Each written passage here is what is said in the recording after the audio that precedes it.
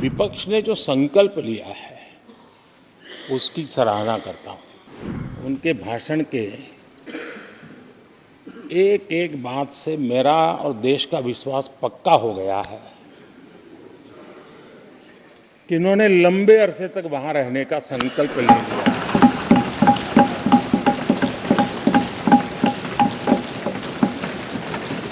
आप कई दशक तक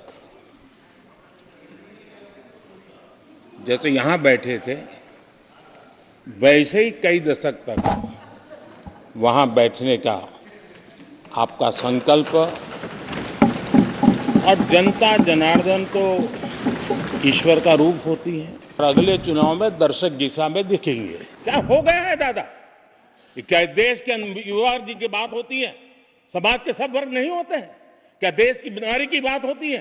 देश की सभी नारी नहीं होती है? कब तक टुकड़ों में सोचते रहोगे? कब तक समाज को बांटते रहोगे? सब सीमा करो, सीमा करो। बहुत तोड़ा देश को। आज विपक्ष की जो हालत होगी ना, इसकी सबसे दोषी कांग्रेस पार्टी है। विपक्ष ने जो संकल्प लिया है उसकी सराहना करता हूं। उनके भाषण के एक एक बात से मेरा और देश का विश्वास पक्का हो गया है कि इन्होंने लंबे अरसे तक वहां रहने का संकल्प ले लिया।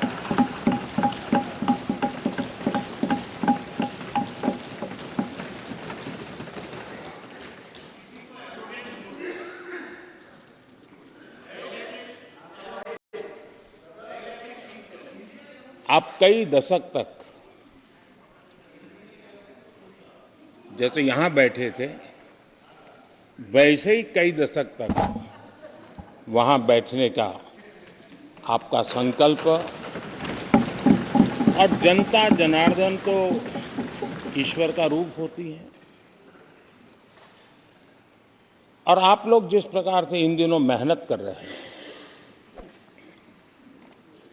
मैं पक्का मानता हूं कि ईश्वर रूपी जनता जनार्दन आपको जरूर आशीर्वाद देगी और आप जिस ऊंचाई पे हैं उससे भी अधिक ऊंचाई पर जरूर पहुंचेंगे और अगले चुनाव में दर्शक दिशा में दिखेंगे।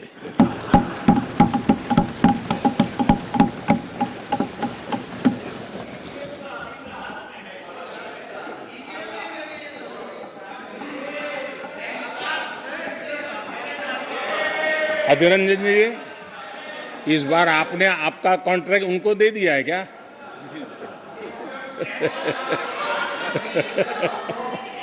हमारे गीता में बोलते हैं कि अहंकारम बलम दर्पम। आपने इन्हीं चीजों को पचाया है। मैं देख रहा हूं कि आप में से बहुत लोग चुनाव लड़ने का हौसला भी खो चुके हैं। और मैंने सुना है बहुत लोग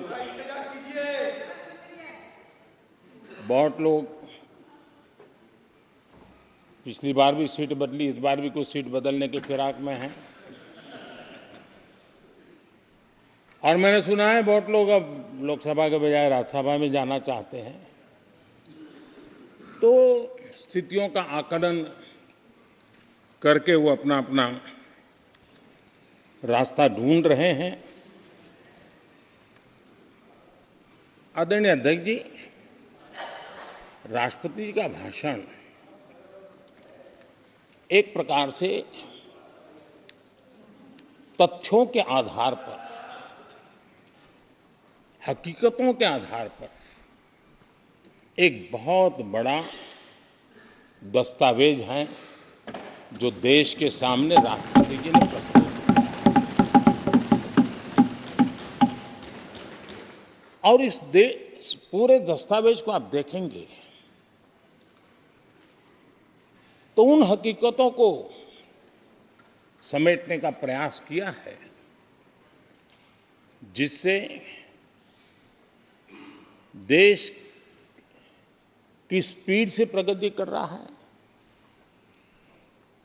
किस स्केल के साथ गतिविधियों का विस्तार हो रहा है, उसका लेखा जोखा आदरणीय राष्ट्रपति जी ने प्रस्तुत किया है।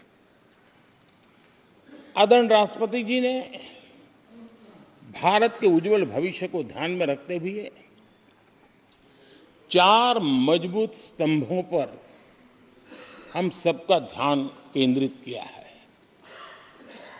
और उनका सही सही आकलन है कि देश के 4 स्तंभ जितने ज्यादा मजबूत होंगे, जितने ज्यादा विकसित होंगे, जितने ज्यादा समृद्ध होंगे, हमारा देश उतना ही समृद्ध होगा, उतना ही तेजी से समृद्ध होगा।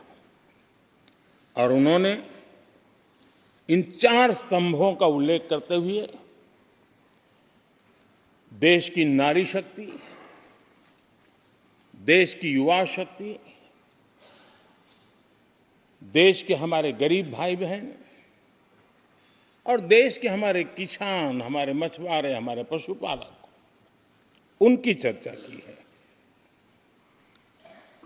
इनके सशक्तिकरण के माध्यम से राष्ट्र के विकसित भारत के लक्ष्य को प्राप्त करने की जो राह है, उसका स्पष्ट दिशा निर्देश आदरणीय राष्ट्रपति जी ने कहा है। अच्छा होता, हो सकता है आपके यहां फिशरमैन माइनॉरिटी के ना हो सकता है आपके यहां पशुपालक माइनॉरिटी के ना हो सकता है किसान आपके यहां माइनॉरिटी के ना हो सकता है महिलाएं आपके यहां माइनॉरिटी में ना हो सकता है कि आपके यहां युवा में माइनॉरिटी। क्या हो गया है दादा? क्या देश के युवा जी की बात होती है? समाज के सब वर्ग नहीं होते हैं? क्या देश की नारी की बात होती है? देश की सभी नारी नहीं होती है? कब तक टुकड़ों में सोचते रहोगे? कब तक समाज को बांटते रहोगे? सब सीमा करो, सीमा करो। बहुत तोड़ा देश को।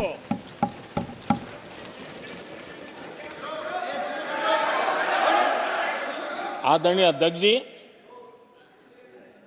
अच्छा होता कि जाते जाते तो कम से कम इस चर्चा के दरमियान कुछ सकारात्मक बातें होती, कुछ सकारात्मक सुझाव आते, लेकिन हर बार की तरह आप सब साथियों ने देश को बहुत निराश किया, क्योंकि आपकी सोच की मर्यादा देश समझ पा रहा है और उसको बार बार दर्द होता है कि ये दशा है इनकी सोचने की मर्यादा इतनी है। आदरणीय अध्यक्ष जी, नेता तो बदल गए, लेकिन टेप रिकॉर्डर वही बज रही है, वही बातें, कोई नई बात आती नहीं और पुरानी ढपली और पुराना राग वही चलता रहता है आपका। चुनाव का वर्ष था, थोड़ी मेहनत करते, कुछ नया निकाल करके लाते, जनता को जरा संदेश दे पाते, उसमें भी फेल गए आप। चलिए, ये भी मैं सिखाता हूं। आदरणीय अध्यक्ष जी, आज विपक्ष की जो हालत होगी ना, इसकी सबसे दोषी कांग्रेस पार्टी है।